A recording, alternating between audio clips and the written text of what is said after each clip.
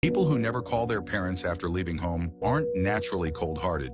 They actually have what's known in psychology as an avoidant attachment style. These individuals often experience what's called emotional detachment out of disappointment. They come across as extremely independent, always handling things on their own without bothering anyone. But beneath this strong exterior, they're deeply sensitive inside. Even though they might have plenty of friends around, once the connection fades, they typically don't keep in touch.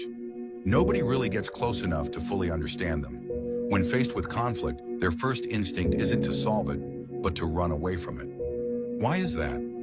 Usually it's because their childhood involved persistent emotional neglect.